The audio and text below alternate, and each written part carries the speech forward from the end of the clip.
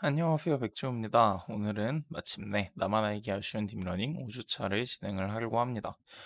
제가 개인적인 사정 때문에 이거 마지막 5주차에 굉장히 힘든 일이 많아가지고 이걸 여태껏 미루고 있었는데 이제 좀 정리가 돼서 좀 늦게나마 진행을 하는 점 양해를 바랍니다. 자, 아무튼 이제 마지막 드디어 5주차 심층신경망의 적용인데요.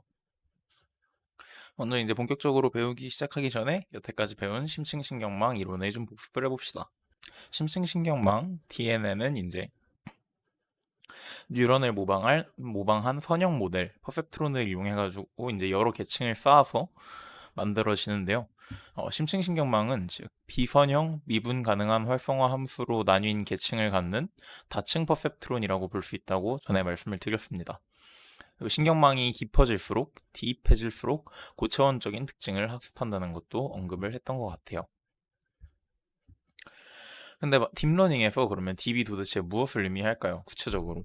이제 방금 전 슬라이드에서 깊게 하면 뭔가 고차원적이라 했는데 이게 진짜 뭘 의미하는 걸까요? 일단은 설명을 드렸다시피 이제 단일 계층 퍼셉트로는 선형 모델입니다. 이렇게 입력을 받고 그리고 이제 거기에 맞는 출력을 하게 되는 선형 퍼셉트론 모델이 있는데 얘를 이제 활성화 함수로 층을 구분을 지어서 이렇게 여러 층을 쌓게 되면은 마침내 딥러닝이 됩니다. 근데 그렇다면 왜 2층을 쌓는 걸까요? 그냥 한 층에 퍼펙트론 하나로 모든 걸 다 하면 안 될까요? 이게 그리고 이제 또 계층을 깊게 하는 거랑 이 층의 넓이를 늘리는 게 뭔가 차이가 있을까요? 한 층에 퍼펙트론이 3개가 들어갈 수도 있고 5개가 들어갈 수도 있는데 이거를 그러니까 한 층에 있는 퍼펙트론의 개수를 늘리는 것과 혹은 그냥 층을 더 깊게 쌓는 것 이것에 뭐 차이가 있을지 이런 얘기들을 지금부터 해보고자 합니다. 먼저 특성에 대해서 조금 얘기를 할 건데요. 영어로는 feature라고 합니다. 좀 사전적인 정의는 대상에게서 발견된 개별적이고 그리고 측정 가능한 특성이라고 해요. 즉, 이제 우리가 다루는 각 데이터에서 열에 해당하는 부분이죠. 사람의 데이터가 있다면 이제 뭐 나이라던가 이름, 키, 몸무게 이런 것들은 모두 개별적이고 측정이 가능하죠. 이것들이 모두 특성이라고 볼 수 있는 것이죠. 딥러닝은 이제 이러한 특성을 활용을 해서 유의미한 뭔가 결과를 도출하는 게 바로 딥러닝이죠. 예를 들어서 이제 이런 데이터가 있다고 보면은 이 데이터의 특성은 뭐 이름도 되고 나이도 되고 키도 되고 몸무게도 될 거예요. 그리고 이 성별도 될 수 있겠죠. 이제 특성은 뭐 문자가 될 수도 있고요. 스트링 혹은 이제 정수가 될 수도 있고 아니면 뭐 이제 키가 여긴 175로 되어 있지만 뭐 175.4라던가 해서 이렇게 실수도 될 수 있겠죠. 그러고 이렇게 남자인가 여자인가 1 혹은 0 이렇게 이제 불리언 값, 논리값이 될 수도 있습니다. 그래서 뭐 이제 딥러닝을 하게 되면은 이 데이터로 예를 들어 한다면 뭐 우리는 이제 여기서 뭔가 우리가 원하는 예를 들면은 뭐 BMI라던가 이런 데이터를 얻을 수 있겠죠. 근데 이제 우리가 새로운 특성을 찾을 수가 있는데 어, 사실 딥러닝 자체가 그 새로운 특성을 발견하는 과정이라고 볼 수가 있죠. 각 열에다가 특정한 가중치 W를 곱하고 또 얘네를 전부 다 더해가지고 이제 새로운 특성을 찾는 건데요. 이제 계층의 셀 수가 늘어날수록 더 다양한 특성을 찾을 수 있습니다. 그러니까 이건 이제 딥러닝의 층을 깊게 하는 게 아니라 이렇게 셀 수를 늘리는 거. 이 의미를 설명을 하고 있는 거예요. 여기 이제 퍼펙트론이 한 층에 더 많아지면은 무슨 의미가 있는가? 예를 들어서 우리가 이제 이런 또 성적을 담은 그런 데이터가 있다고 봤을 때 여기다 막 가중치를 어떻게 곱하고 얘네를 다 합치면 그럼 뭐 환산점수라는 거를 얻을 수 있겠죠. 이 환산점수는 우리가 이제 대입을 할 때 썼던 건데 기억이 나실지 모르겠네요. 막 어떤 과는 이제 수학 성적을 조금 더 보고 어떤 과는 영어 성적을 더 보고 뭐 이런 걸 기억을 하실 거예요. 만약에 우리가 이제 이 민수라는 학생의 뭐 예를 들어서 S대 수학과에 붙을 확률을 계산하는 모델을 만든다. 이런 경우에 우리가 이 국어 성적, 영어 성적, 수학 성적, 탐구 성적을 다 따로 아는 것보다 이 환산 점수라 하는 새로운 피처를 찾아낼 수 있다면 그러면 이걸 계산하기가 한층 수월해지겠죠.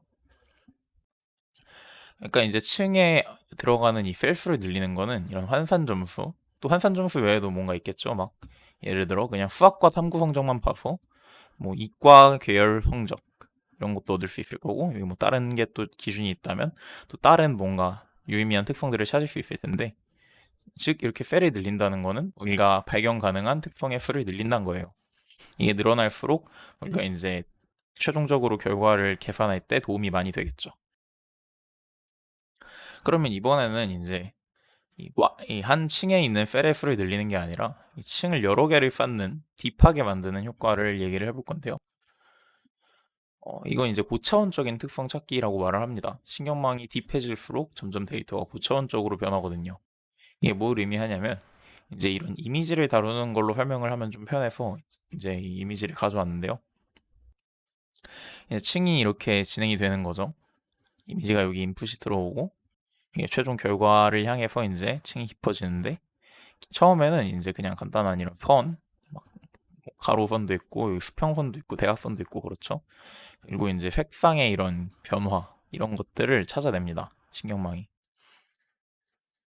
근데 이제 이게 어 처음에는 이제 이미지의 이 픽셀 이 것들을 보는 거죠. 점 하나씩을. 그래서 이 점들이 모여서 이제 선이 되는 것들을 찾아냅니다. 그 다음에는 이제 이 선들이 모여가지고 구성하는 특성들을 찾아내요. 예를 들면은 뭐 이런 문이라던가 뭐 아니면 이 바퀴 모양 같은 이런 것들은 이제 선들이 어떻게 모여가지고 구성이 되는 조금 복잡한 곡선 같은 좀 고차원적인 데이터죠. 그리고 이제 이런 것들이 또 모여서 이제 구체적인 이런 타이어 형상도 알게 되고 신경망이 여러 가지 고차원적 특성을 알게 됩니다. 얘는 복잡한 기하적 구조 및 특징이라고 해놨네요. 즉 우리가 신경망을 깊게 할수록 조금 더 이 데이터에 대한 깊은 이해를 얻을 수 있고, 신경망을 넓게 할수록 이제 더 많은 특성을 찾아낼 수 있는 것이죠.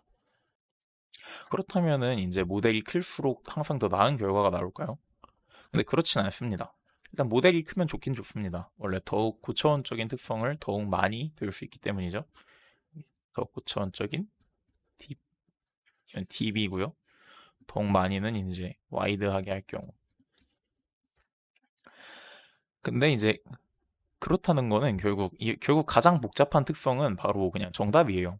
막 복잡한 이미지가 이렇게 있는데, 그냥 쉬운 방법은 그냥 이 숫자를 이해하는데 쉬운 방법은 이렇게 가로선이 위에 있고 여기 대각선이 내려오고 가로선이 다시 일로 가면 얘는 숫자 2다. 이거를 배우는 게 쉬워요. 근데 그냥 복잡하게 하고 싶으면 그냥 이 픽셀 하나하나를 다 외우면 돼요. 그래서 이 이미지는 그냥 2다. 이렇게 할 수 있는데, 이제 신경망이 너무 커지면은 이제 신경망이 여유가 생기니까 그냥 이런 정답을 다 외워버릴 수가 있습니다. 데이터가 많지 않으면. 그래서 이런 현상을 이제 오버피팅이라고 하는데, 다음 슬라이드에서 자세히 알려드릴게요. 이제 신경망이 너무 많이 학습돼서 정답을 외워버린 상태, 과적합이라고 해요. 오버해서 뭔가 핏이 됐다. 그러니까 이 트레인 데이터에 핏이라는 건 이제 약간 끼다 이런 뜻이 있죠. 너무 우리가 이제 뭐 실제 막 데이터가 이만큼 있는데 우리가 학습 데이터를 이 정도를 사용을 했다고 칩시다.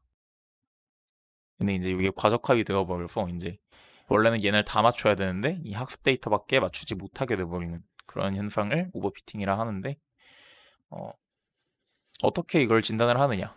트레인 데이터에서는 정확도가 굉장히 높게 나오는데 처음 보는 테스트 데이터에서는 낮은 정확도가 나올 때, 이때 이제 트레인 데이터에 너무 과적합이 되어버렸다는 걸 알 수 있죠.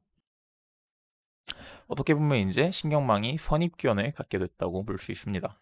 이렇게 생긴 이만 이제 숫자이고 막 조금이라도 다른 게 들어오면은 그러면 이제 이해를 못하는 거죠. 이걸 조금 이제 확률적으로 보면은 시각화를 해서 보면은 조금 쉽게 알 수 있는데요. 이게 선형 분리 모델이죠. 이제 전에 선형 분류를 할 때 배운 게 잘 기억이 나실지 모르겠는데, 우리가 이제 이렇게 데이터가 두 개의 뭉치를 이루고 있을 때 얘네를 잘 구분하는 이 초평면을 찾는다고 했어요. 그래서 이제 잘 학습된 모델이라면 당연히 이 두 공간을 잘 나누는 이런 모델이 구성이 되겠죠. 근데 이제 과적합이 발생하면은 이 모델이 이 정답을 너무 잘 맞추려고 이제 욕심을 부린 나머지 이렇게 이상한 분류를 해버립니다. 보면은 여기 사실 여기 좀 이상한 게 섞여 있죠. 데이터 사이에 좀 이게 측정이 잘못된 건지 아니면 좀 특이한 케이스인지 아무튼 이런 이상치가 껴있는 경우가 있어요. 있는 정도가 아니라 그냥 무조건 있다고 봐야 됩니다. 근데 이제 이런 이상치는 사람이 봐도 구분 못해요. 그냥 못 맞추는 게 정상인데, 근데 이제 과적합이 발생을 하게 되면은 이런 것들을 맞추게 됩니다. 근데 여기까지는 좋아 보여요. 테스트 모델에서 정확도가 높게 나올 테니까요. 트레인 모델에서. 근데 이제 학습에 사용되지 않았던 좀 특이한 그런 것들이 들어오게 되면은 그러면 이제 문제가 생깁니다. 이 마지막 그림을 보시면은 이제 좀 왼쪽에 이 두 그림엔 없던 몇 가지 포인트가 더 생겼어요. 예를 들면 뭐 여기도 생겼고 여기도 생겼고 원래 얘네는 이제 잘 학습된 모델에서는 이렇게 분류가 잘 돼야 되는 애들인데 과적합이 발생을 하는 바람에 쟤네를 엉뚱하게 맞추게 되어 버렸어요. 그렇기 때문에 이제 우리는 과적합을 피해야겠죠. 왜냐면 우리가 원하는 거는 이제 이 아주 이상한 놈들 얘네 하나 두 개를 더 맞추는 모델이 아니라 이 정도는 좀 손실이 발생을 하더라도 전체적으로 좋은 결과를 내는 모델을 바라는 거기 때문에 과적합은 피해야 합니다. 그래서 과적합이 어떨 때 발생을 하느냐? 일단 너무 많은 에포크를 학습을 시켰거나 아니면 모델이 너무 커가지고 이제 신경망이 정답 자체를 그냥 학습을 해버린 거예요. 여유가 생겨가지고. 모델이 큰지 아닌지는 어떻게 구분을 하냐면 이 모델 크기 그러니까 모델 크기가 이제 클수록 데이터도 많아져야 됩니다. 안 그러면 과적합이 발생을 할 수밖에 없어요. 왜냐하면 이제 데이터가 너무 많으면은 모델이 이 데이터를 다 외울 생각을 감히 못 합니다. 근데 이제 데이터가 얼마 없는데 모델이 너무 크면은 이 데이터 이게 조금 있는 거 어렵게 풀기보다 차라리 그냥 외우는 게 낫겠다 이렇게 돼버리는 거죠. 그래서 이제 과적합 발생을 판별하는 방법은 간단해요. 그냥 이 테스트랑 트레인 로스를 그냥 계속 찍어보면 돼요.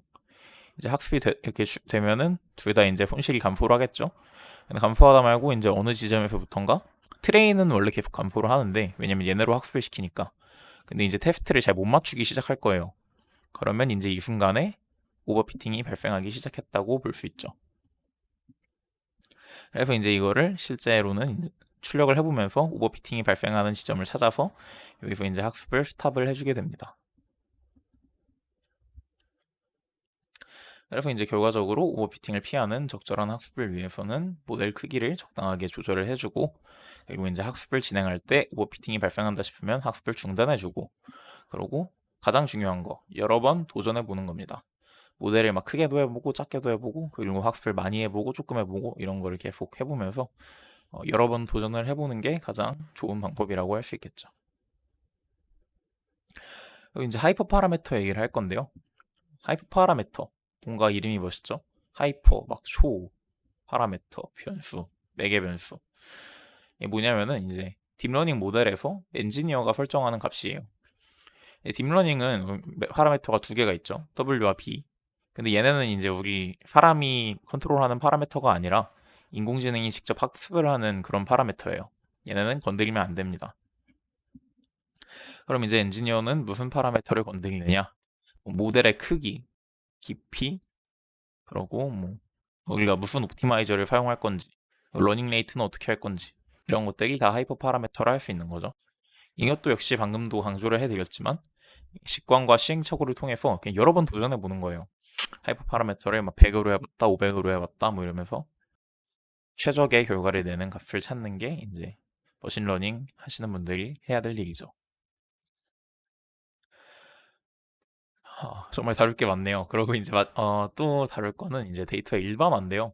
노멀라이제이션이라고 하는데 노멀이 뭡니까? 그냥 이제 평범하다, 평균에 가깝다 이런 거죠. 이게 뭐냐면 이제 데이터의 스케일이 다르면 학습에 좀 선입견이 발생할 수가 있어요. 예를 들어서 여기 제가 가상의 데이터를 이제 준비를 했는데 우리가 이제 집 가격을 예측하는 문제를 이렇게 푼다고 생각을 해봅시다. 집값에 영향을 주는 요소는 초등학교가 근처에 있으면 이제 학군이 좋아서 집값이 오르겠죠. 그리고 지하철역까지의 거리는 미터로 보면은 이제 당연히 이것도 중요하죠. 근데 이제 문제는 이 둘 사이에 스케일이 발생을 해요. 스케일 차이가. 이제 1km 이내의 초등학교는 하나 있으면은 그럼 다 된 거고 0개면 이건 안 되는 거예요. 근데 인근 지하철역까지의 거리는 0m는 뭐 있을 수가 없고 한 500m 안에만 있으면 된단 말이에요. 근데 이제 이 스케일의 차이가 발생을 하니까 이 지하철역까지의 거리는 500만 돼도 좋은 건데 1km 이내 초등학교는 1이면 된 거고 되게 뭔가 다르죠. 근데 이제 이 지하철역까지 거리의 스케일이 월등히 크기 때문에 이 신경망이 스케일이 큰 값에 집중을 하게 됩니다. 얘가 뭔가 크니까 여기다가 뭔가 가중치를 곱할 건데 가중치가 처음에 다 똑같이 막 0. 몇으로 초기화가 돼 있을 거란 말이에요. 그렇기 때문에 이제 필연적으로 이 지하철역까지의 거리에서 나온 값이 얘보다 클 수밖에 없죠. 그래서 우리가 이제 이 데이터들이 각각 똑같은 수준으로 중요도를 갖게 하려면 그러면 얘네들의 스케일을 맞춰줘야 돼요. 바로 이런 공식을 이용하면 됩니다.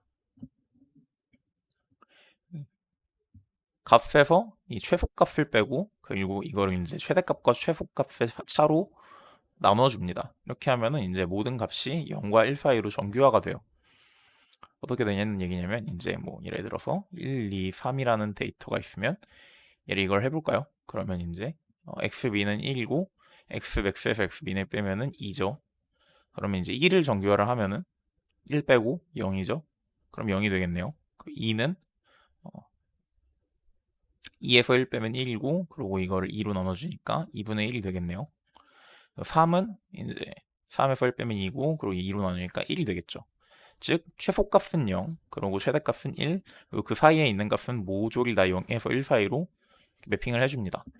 그래서 결과적으로 이제 모든 데이터의 스케일이 같아지겠죠. 이런 방법을 통해서 이제 모델이 선입견을 갖는 걸 방지를 할 수가 있어요.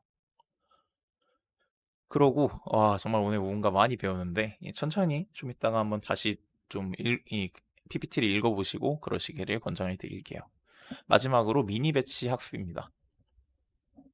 이제 우리가 데이터를 다뤄보면은 실제로 데이터를 다룰 때 보면 데이터가 막 1000개는 뭐 우습고 막 6만 개, 100만 개 이렇게 있을 때가 있어요. 근데 이제 이 데이터를 모조리 다 우리의 그 컴퓨터에다 넣기에는 너무 큽니다, 데이터가. 그래서 이제 배치라는 걸 이용을 해요. 이 6만의 데이터를 이제 조금씩 특정한 비율로 잘라가지고 조금씩 넣게 됩니다. 이런 방법을 이제 미니 배치 확률적 경사강법, 미니 배치 스토캐스틱 그레디언트 디센트라고 하는데 여기에 대한 자세한 설명은 굉장히 어렵고 또 유사한 방법이 좀 다양하게 있어서 제가 따로 블로그에다가 정리를 해놨습니다. 제 블로그에 가시면은 아까 설명드린 데이터의 일반화, 또 노멀라이제이션과 표준화도 설명을 해놓았고 그리고 이제 배치 학습도 이 시각화와 함께 설명을 좀 해놨으니까 이 부분은 좀 직접 들어가셔서 봐주시면 정말 좋을 것 같아요.